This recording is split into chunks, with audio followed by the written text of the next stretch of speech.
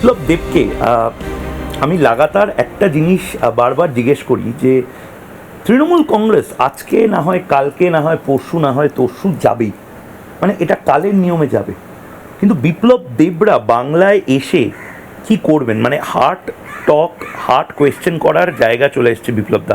মানে এটা হয়তো আপনি ভাবতে পারেন যে হঠাৎ করে তৃণমূল কংগ্রেস আমাকে হয়তো ফিট করে দিয়েছে, সকাল সকাল আপনার বাড়িতে এসে আমি এই প্রশ্নগুলো করছি, কিন্তু সত্যি আপনারা করবেনটা কি? মানে তৃণমূল চলে গেলে আরেকটা নতুন তৃণমূল অন্য প্যাকেজিংয়ে অন্য বোতলে আসবে, না বিজেপি সত্যি কিছু অন্য করবে?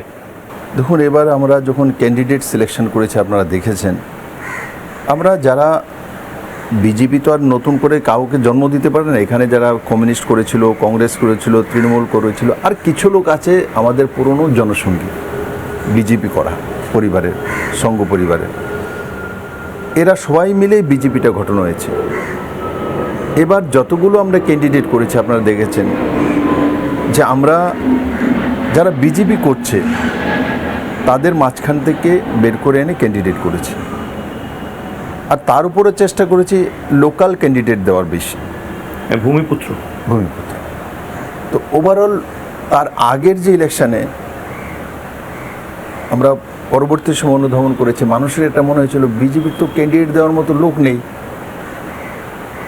ও তো সব তৃণমূল থেকে এসছে। এটা মানে আপনাদের ফিডব্যাক ছিল?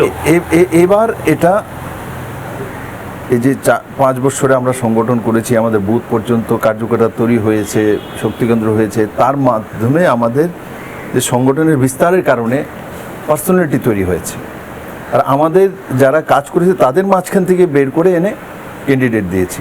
আচ্ছা, আমাকে একটা কথা বলুন যে বিজেপির ক্যান্ডিডেট নিয়েও কিন্তু বিভিন্ন জায়গাতে আমি দেখছি বিক্ষোভ হচ্ছে, ঝামেলা হচ্ছে, তো ক্যান্ডিডেট আপনি বলছেন যে পার্টি হেভিওয়েট, প্রার্থী হেভিওয়েটের ব্যাপার নেই, তো আপনারা কনফিডেন্ট যে এবার মানে আপনারা ম্যাচ জিতিয়ে দেবেন?